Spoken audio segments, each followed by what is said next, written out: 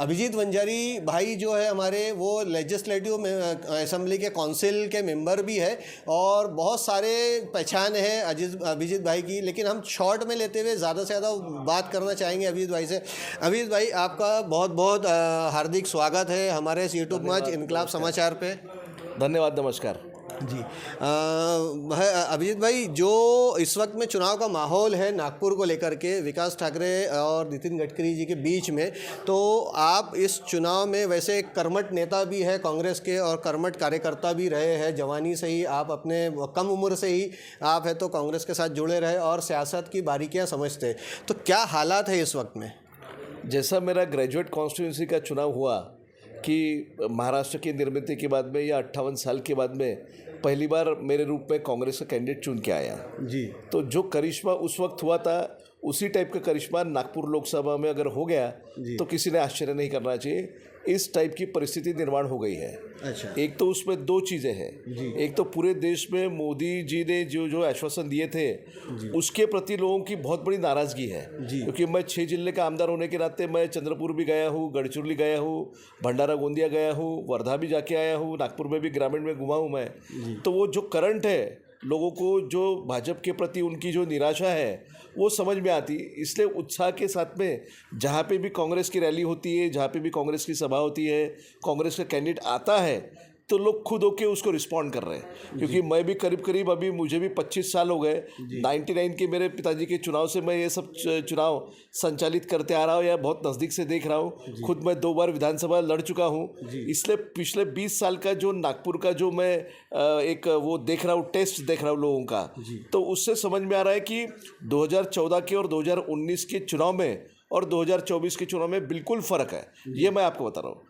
और दूसरी, मैं आपको पूरी जवाबदारी के साथ में यहाँ बताना चाहता हूँ कि पिछले 15-20 साल से 22 साल से कांग्रेस में जिस प्रकार से बूथ पे काम होना चाहिए वो होता नहीं था जी। अगर आप 96 या उसके पहले की बात करें तो उसके पहले कांग्रेस की वो वहाँ पे भी बहुत मजबूत तरीके से काम होता था, लेकिन पिछले 20 साल में वो टूट गया था।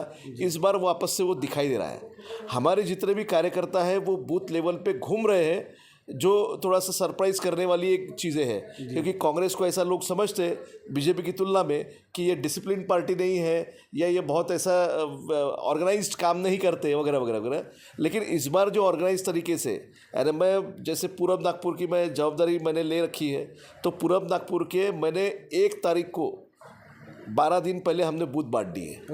तो ये एक अपने आप में है। उनका प्रशिक्षण भी हमने ली, बाकायदा ट्रेनर जो दिल्ली से ऑल इंडिया कांग्रेस से आया है उसके माध्यम से हमने ट्रेनिंग भी ली है। तो ये बहुत सारी जो है वो पॉजिटिव सिग्नल्स जो इस चुनाव में दिख रहे हैं, जो पहले 20 साल में एब्सेंट थे। यानी अभिजीत भाई, वो बात आपने हमें बताई है, जो बात बहुत इम्पॉर्टेंट रही है कि पिछले 20 साल से जो जनता देखते आई या आम वोटर ने देखा है उसके प्रति निराशा भी रही है उस बात को लेके। तो वो जो गैप है उस गैप को भर दिया गया है, आपने ऐसा बताया। तो अभिजीत भाई, ये जो मौजूदा स्थिति है जिसमें ज़मीन पे काम करने के लिए कार्यकर्ताओं की ज़रूरत सबसे ज़्यादा होनी चाहिए, उस वक्त में आपके पास में कार्यकर्ताओं का जो पिछले 10 साल 15 साल में टूटाव हुआ है, तो क्या वो रिकवरी हो पाई है आपकी साथ ही साथ? बिल्कुल हुई है ना। जैसे 2014 में और 19 में भी, 19 में नाना भाऊ यहाँ से चुनाव लड़े थे, 19 में भी जो बूथ पे या कोई भी पदाधिकारी कार्यकर्ता उस मजबूती के साथ में यहाँ भिड़ा नहीं था। ये भी एक प्लस पॉइंट है विकास भाऊ को लेकर कि विकास भाऊ यहाँ का स्थानिक नेता है, वो महापौर रह चुके हैं, आमदार है और कांग्रेस कमेटी के 10 साल से अध्यक्ष है। तो हर कोने में, हर विधानसभा क्षेत्र में वो जो पार्टी के पदाधिकारी का जो लगाव है, इस बार आपको वो चित्र आपको देखने मिला होगा कि 26 तारीख को हमने नामांकन पत्र भरा।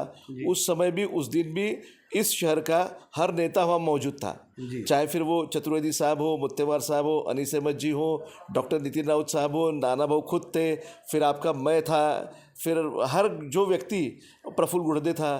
तो हर नेता, हर कार्यकर्ता, हर पदाधिकारी, ऐसा आपको एक भी व्यक्ति नज़र नहीं आएगा कि जो नाराज़ है।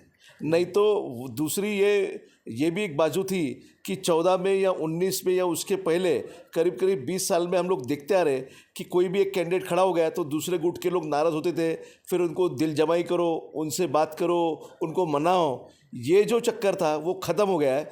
इस समय 26 तारीख से विकास भाऊ का नामांकन हमने भरा, उस दिन से हमारा हर व्यक्ति काम पे लगा है। That is also positive sign. दर्शकों, यही ख़ास बात है अभिजीत भाई की कि बहुत सच्चाई से और ईमानदारी से पूरी बात कहते हैं। हम वो सवाल पे आने ही वाले थे तो अभिजीत भाई ने पहले ही उसका जवाब दे दिया, हमें मौका ही नहीं दिया वो सवाल पूछना कि गुटबाजी में क्या हुआ करके। तो यही एक ख़ास बात है अभिजीत भाई की कि बहुत पारदर्शी होकर बात करते हैं, इसलिए जब भी अभिजीत भाई से बात करो तो बात करने में मज़ा भी आता है और आपको देखने सुनने में मज़ा भी आएगा। हम और एक दो सवाल आपसे लेना चाहेंगे। ये एक दो सवाल ऐसे हैं कि जैसे आप पूर्व के हैं और पूर्व में और इस बार के जो चुनाव हो रहे हैं तो गडकरी साहब की तरफ से बहुत ज़्यादा एफर्ट भी लिया जा रहा है, विकास भाऊ की तरफ से आप लोग भी बहुत अच्छा कंपटीशन दे रहे हैं। तो क्या ये कंपटीशन कन्वर्ट हो पाएगा या सिर्फ कंपटीशन एक्सरसाइज तक ही रह जाएगा? नहीं, 3 मैं बहुत ओपनली बात करता हूँ। 3 मतदार संघ है जो नागपुर लोकसभा के अंदर आते हैं, 6। तो 6 में से जो 3 है उत्तर नागपुर में हम अच्छी खासी लीड हमको मिलने वाली है। नाना भाऊ को भी 9,500 की लीड थी और इस बार विकास भाऊ के साथ में जो पॉजिटिव साइंस मैंने जैसे बताया अपने इसमें, तो वो बहुत सारा उसमें और आगे बढ़ोतरी होने वाली है। तो हम लंबा पारी उसमें खींचेंगे, लंबी उसमें हमारा वो टारगेट है। दूसरा है कि मध्य नागपुर एक है, क्योंकि मध्य नागपुर में भी ऐसा अपना वहाँ का ये है कि मुस्लिम एरिया है, साथ साथ में हलबा है समाज। हलबा समाज की आज जैसे खरगे साहब के सामने मीटिंग हुई, हलबा समाज के गोलीबार चौक पे गडकरी साहब ने 14 में और देवेंद्र फडणवीस जी ने दोनों ने वादा किया था, उनका जो कास्ट वैलिडिटी का जो प्रॉब्लम है वो सॉल्व करने का उन्होंने ओपनली वादा किया था कि 100 दिन में हम करेंगे। पिछले चुनाव में भी थोड़ा सा हादसा गडकरी साहब को लेकर हुआ था, उनके कार में एक व्यक्ति ने 2 या कुछ लोगों ने पथराव किया था। इस बार वैसा कुछ अगर घटना नहीं होनी चाहिए, लेकिन उनकी नाराज़गी है, वो नाराज़गी वोटों के माध्यम से आएगी, है ना। तो वो दूसरा आपका मध्य नागपुर हो गया। तीसरा जो है आपका पश्चिम नागपुर, जहाँ से खुद विकास भाऊ बिलोंग करते हैं। पश्चिम नागपुर में काफ़ी अभी बीजेपी में लीडरशिप क्राइसिस है। वहाँ कोई ऐसा बड़ा नेता नहीं है, सुधाकर देशमुख अभी मतलब फ्रे के बाहर है। तो वो फ़ायदा विकास भाऊ को मिलेगा। तो ये 3 जो मतदार संघ है, यहाँ से हमको काफ़ी अच्छी लीड वहाँ पे मिलेगी। और जो 3 है, जैसे पूरब नागपुर में मैं और पुरुषोत्तम हजारे दोनों मिलकर काम कर रहे हैं। नितिन गडकरी जी को पिछले बार 76,000 की लीड थी, तो उस पर हम लोग काम कर रहे हैं। मैं आज आंकड़ा नहीं बताऊंगा, लेकिन 3 दिन के बाद में 18 तारीख को या 19 की शाम को मैं आंकड़ा आपको बता पाऊंगा कि पूरब नागपुर में क्या होने वाला है। फिर दक्षिण नागपुर ओरिजिनल कांग्रेस का गढ़ माना जाता था, मेरे फादर भी वहाँ से एमएलए थे। तो वो एक वापस उसको हम लोग नरिश करने के इसमें काफ़ी हद तक सफल हुए हैं। रही बात अभी दक्षिण पश्चिम की, तो उसमें भी अभी हमको काम करना बाकी है। तो वो थोड़ा सा एक अंदाज हमको और 2-3 दिन में आएगा। अभिजीत भाई, जैसा आपने बताया कि दक्षिण, ये पश्चिम, उत्तर और मध्य में आप लोगों का जो एक ग्राफ है वो वापस से रिकवर हो रहा है पिछले 2 चुनाव की बनिस्बत में, और इन्हीं जगहों पे गडकरी साहब ने बहुत ज़्यादा ताकत भी लगाई हुई है, बहुत ज़्यादा फोकस भी किया है, जातवाद भी, धर्मवाद भी और जमातवाद भी। तो हर एक का काउंटर आप लोग कर पा रहे हैं क्या? लेकिन मैं फिर से जैसे बताऊँ आपको, मैंने कांग्रेस की जो उपलब्धियाँ थी या जो पॉजिटिव पॉइंट्स थे वो मैंने आपको बताया। वैसे भारतीय जनता पार्टी की जो मैंने उत्साह देखा था 2014 के और 19 के चुनाव में, वैसा उत्साह उनके कार्यकर्ता में भी नहीं है। ये भी सच्चाई आपको कबूल करनी पड़ेगी, क्योंकि जहाँ जहाँ बीजेपी के पदाधिकारी, ये कार्यकर्ता जिस किसी मोहल्ले में जाते हैं वोट मांगने के लिए, तो वो निराशा से वापस आते, ये भी सच्चाई है। मतलब अगर किसी घर का यूथ उनको मिलता है तो वो उनको पूछता है कि भैया तुमने नौकरी का वादा किया था। फिर वह गैस सिलेंडर की बात करती घर की महिला, ये आदमी की बात है तो फिर वो पेट्रोल डीजल की बात करता है। तो वो थोड़ा सा वो बैकफुट पे आ गए हैं उनके कार्यकर्ता। तो मैंने वो 14 और 19 के चुनाव में जो उनका एग्रेशन देखा था कि गली गली में बूथ लेवल पे उनके 10-15 लोग हर गली में घूमते हुए दिखाई देते थे, और तब हम निराशा के एक अलग इसमें थे। तो वो अभी उल्टा मुझे दिखाई दे रहा है कि वैसा उनकी फोर्स जो लगनी चाहिए थी वो नहीं लगी है, वो दिख नहीं रही है। उनके एमएलएस भी उतना ताकत से नहीं है, क्योंकि कारण ये है कि लोगों की अपेक्षा उन्होंने जो बढ़ाया 10 सालों में, तो अभी 10 साल के बाद में वोट मांगने जा रहे हैं, तो वो लोग ये चर्चा कर रहे हैं कि 10 साल का काफ़ी समय यानी सफिशिएंट टाइम था जी। तो हमको कुछ नहीं मिला, वो लोग उनको पूछ रहे, इसलिए वो बैकफुट पे है। तो आखिरी सवाल आपसे कि ये जो पूरा स्ट्रेटेजिकली आप लोगों ने अपना प्लानिंग और वर्किंग एक्सरसाइज की हुई है इस चुनाव को लेकर के, लीड कितनी लीड से विकास भाऊ जीत रहे हैं या नेक टू नेक की पोजीशन पे जा रहे हैं? 444 मिले थे नाना भाऊ को, जी है ना। मैंने दोनों चुनाव की परिस्थिति आपको बता दी। जी नाना भाऊ उस समय तक के वो बाहर के कैंडिडेट माने जाते थे क्योंकि हकीकत वैसी थी। आज नाना भाऊ का स्ट्रेचर बहुत बढ़ गया है, वो स्पीकर बन गए थे साकोली में विधानसभा चुन के आने के बाद। फिर वो अभी नाउ ही इज महाराष्ट्र के टॉप लीडर में से है, वो टॉप अकेले लीडर है वो। तो ये परिस्थिति में अभी वो कंपैरिजन अगर हम करें तो विकास भाऊ को वो फ़ायदा मैंने आपको बताया जी। तो इसलिए मुझे लगता है कि हम 6 लाख के ऊपर वोट, बिल्कुल 6-6.25 लाख के ऊपर वोट लेंगे। अगर हम 6.25 लाख रुपए के ऊपर वोट अगर लेते हैं तो गडकरी जी का ग्राफ नीचे आता है, उनके वोट कम होते हैं क्योंकि ये इसमें ये चुनाव में ये भी एक और एक बात है कि इसमें डायरेक्ट फाइट है। हाँ, 1 to 1 इसमें डायरेक्ट फाइट है। इसमें आपका वंचित नहीं है, नहीं तो वंचित वाला वोट लेता है। 2009 में मेरे ख्याल से 9 में मोहन गायकवाड़ बीएसपी के कैंडिडेट था मुत्तेवर साहब के खिलाफ में, उसने 86 या 96,000 वोट लिए थे, है ना। तो बीएसपी का हर लोकसभा में 1 लाख के आसपास जो वोट थे वो ख़त्म हो गए ऑलमोस्ट, वो शिफ्ट हो गए कांग्रेस की तरफ में जी, क्योंकि वो लीडरशिप क्राइसिस। करेक्ट, वंचित नहीं है, वो नहीं है, एमआईएम भी नहीं है। हाँ, तो वो डायरेक्ट फाइट का फ़ायदा कांग्रेस को होगा। तो इसलिए अगर हम 6.25 के ऊपर जाते हैं तो गडकरी जी का ग्राफ नीचे आता है, भाजपा को फिर वो 5.25 के आसपास भाजपा को आना पड़ेगा, 5 के अंदर आना पड़ेगा। हाँ, अदरवाइज़ आप देखिए कि 14 के पहले के सभी चुनाव में, 2009 में, 2004 में, 1998 में, ये सभी चुनाव में ये बीजेपी के कैंडिडेट कभी भी 327, 353 या उसके ऊपर कभी गया ही नहीं। कभी नहीं गया, यानी कभी 3.25, 3.5, 60 के ऊपर कभी क्रॉस ही नहीं किया जी। जितने भी लड़े आज तक के। तो वो सब स्ट्रेटेजी अगर वो कैलकुलेट करें हम, वो परिस्थिति, वो जो मोदी लाट, फिर मोदी लाट कम थोड़ा सा हो गई, फिर आज ख़त्म हो गई, आज लोगों की अपेक्षाएं बढ़ गई, लोग उन पे नाराज़ हैं, उनका अग्रेशन नहीं है, फिर हमारा कार्यकर्ता बहुत मोटिवेट होकर काम कर रहा है।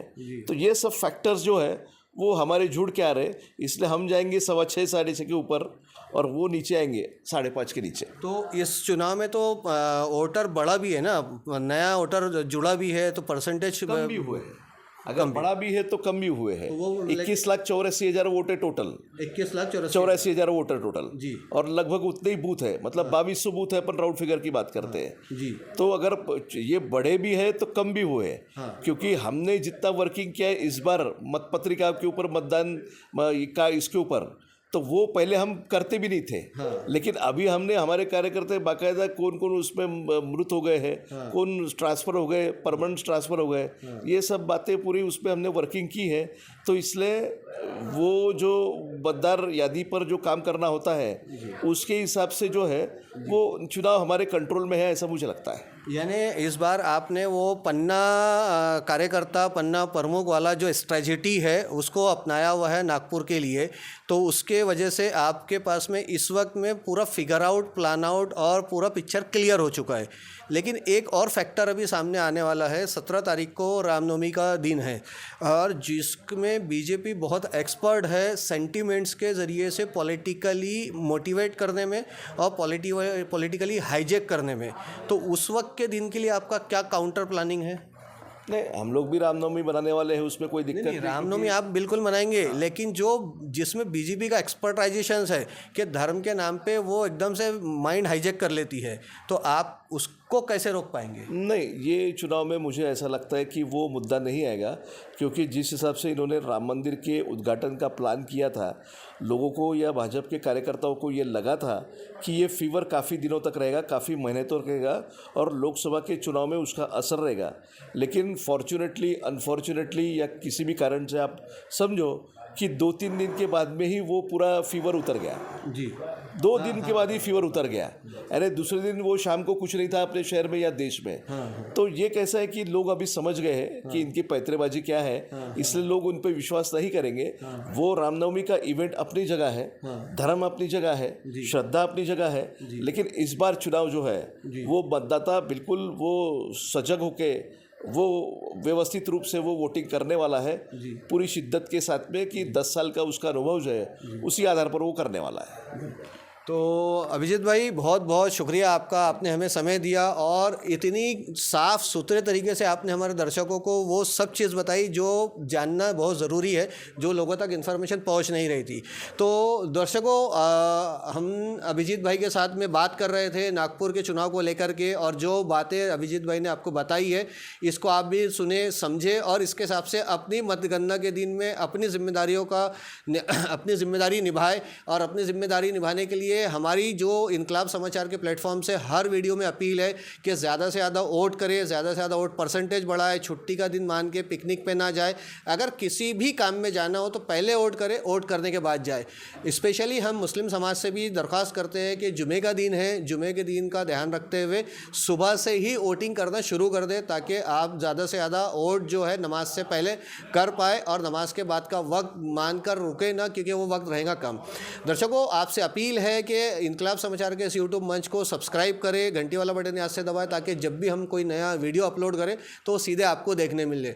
और मिलेंगे इंशाअल्लाह अज़ीज़ फिर एक नई शख्सियत के साथ आपके सामने हाजिर होंगे, एक नए सब्जेक्ट पे नए सवालों के साथ हम नई शख्सियत से बात कर रहे होंगे। तब तक के लिए इजाज़त दीजिए, अपना बहुत ख्याल रखें, अपने पड़ोसी का ख्याल रखें। जैसा हम कहते हैं हमेशा 19 के बाद चुनाव ख़त्म हो जाएगा, पड़ोसी आपका पड़ोसी है, दोस्त आपका दोस्त है, दुश्मनी ना निभाए, एक दूसरे के साथ प्यार मोहब्बत कायम रखें। अभिजीत भाई भी यही मैसेज देंगे हमारे सारे दर्शकों को। यस 100% अपने शहर का अपने देश का जो ताना बाना है जी वो कायम रहेगा जी, और 19 के बाद में भी जैसे हम लोग पहले मिलते थे वैसे ही मिलेंगे जी। धन्यवाद। जज़ाकल्लाह खैर, अल्लाह हाफिज़।